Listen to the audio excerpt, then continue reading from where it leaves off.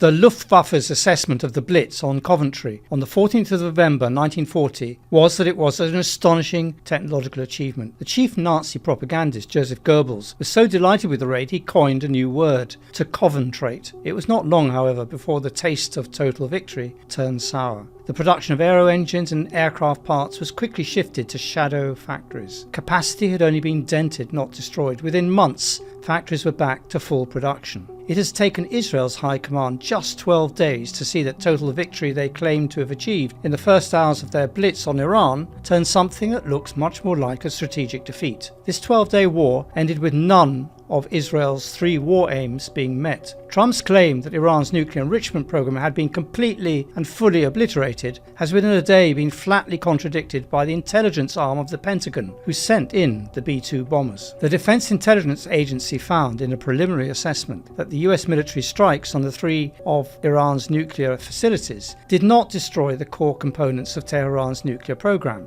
and only set it back a matter of months, according to leaks published in the CNN and the New York Times. It said the bunker-busting bombs closed the tunnels but may not have hit the chambers underneath one of the complex's Fordow, containing the uranium-spinning centrifuges, and no one had accounted for 400 kilograms of highly enriched uranium. Independently, we know that Iran had time to move its centrifuges and the HEU out of harm's way, and that its atomic energy chief had already signaled Iran had built another deeper set of bunkers in a mountain elsewhere. In other words, Iranians could already have behaved exactly the way wartime Britain did when Coventry was hit, to disperse manufacturing, which was key to the war effort. The second Israeli war aim was the total destruction of Iran's ballistic missile fleet. Self-evidently, that has not been destroyed either, because in the hours after Trump's announcement of a ceasefire, it sent further waves of missiles, killing 4 Israelis in Beersheba. Israel sustained more damage from Iran's missiles in 12 days than it did from 2 years of Hamas's homegrown rockets, or indeed months of war with Hezbollah. Strategic targets have been hit,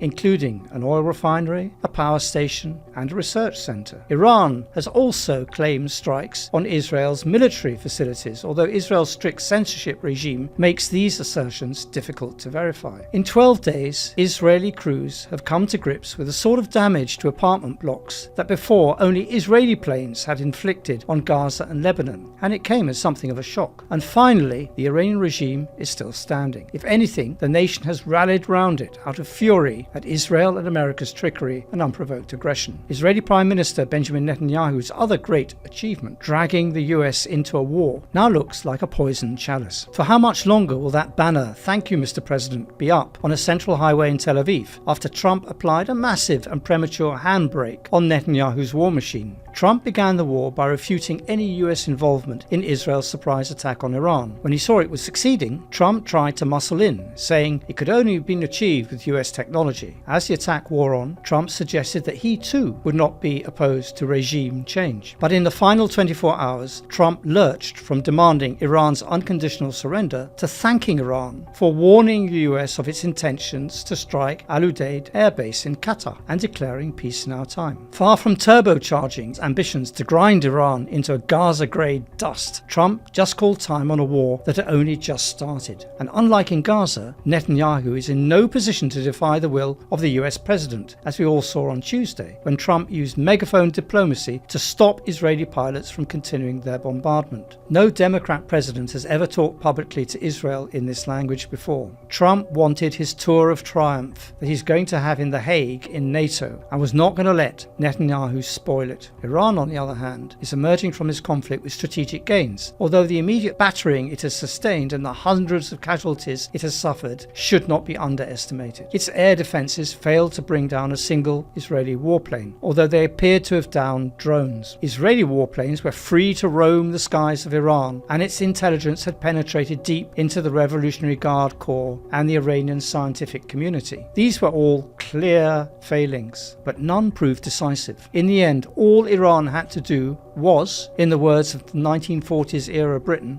keep calm and carry on. That meant sending a steady stream of missiles towards Israel, knowing that even if all were knocked out of the sky, the entire population was penned up in shelters, and Israel's precious and expensive supply of Arrow missiles was being steadily consumed. What Iran thus established was exactly what the Israeli economy could not tolerate after 20 months of conflict, a war of attrition on a second front. Netanyahu needed a quick knockout, and despite the initial shock and awe, it never came. For in the end, this conflict was never about ending a nuclear bomb program that had never existed in the first place. If it had, Iran would have had long ago been able to build a bomb. This conflict was about a war of two narratives. The first goes like this. The Hamas attack on the 7th of October 2023 was a strategic mistake. No force that Arabs or Iranians can muster can ever match the power of Israel and the US combined, or even Israel armed with the latest generation of weapons. Israel will always defeat its enemies on the battlefield, as it did in 1948, 1967, 1973, 1978 and 1982. The only option for Arabs is to recognize Israel on its terms, which means to trade with it and leave Palestinian statehood for another day. This view is held with various variations and unofficially by all the Arab leaders and their military and security chiefs. The alternative narrative is that while the state of Israel exists in its current form, there can be no peace. It is the state of Israel that is the source of the conflict, as opposed to the presence of Jews in Palestine. Resistance to occupation will always exist, no matter who takes up or puts down the cudgel, as long as that occupation continues. Iran's existence as a regime that defies the Israeli will to dominate is more important than its strategic rocket force. Its ability to stand up to Israel and the US and to keep fighting shows the same spirit that Palestinians in Gaza have shown in refusing to be starved into surrender. Iran's position as it contemplates a post-war round of talks with the US can only have strengthened.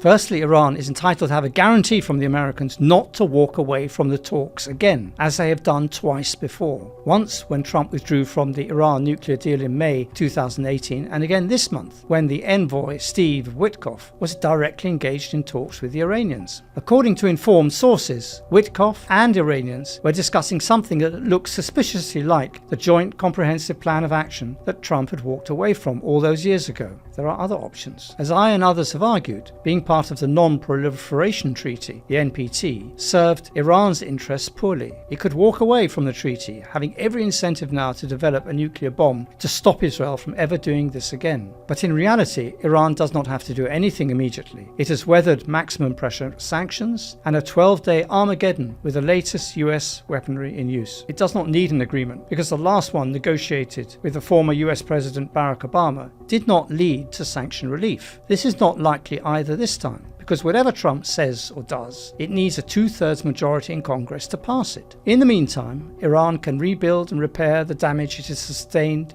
in these attacks, and if past experience is anything to go by, it will emerge stronger than before. For Israel, the balance sheet of 12 days of war is decidedly mixed. Yes, it has shown its fist can extend to 1,200 kilometers and beyond, but no, Israel is not a regional military hegemon and cannot dictate the future shape of the Middle East. The price it has had to pay is high. It has swapped Hamas's homegrown rockets for Iran's ballistic missiles. It has swapped an indirect enemy who uses proxies for a direct one, which has now no hesitation in keeping the entire population of Israel in its bunkers. Netanyahu's lifelong dream of slaying the Iranian dragon may have proved to be a bridge too far.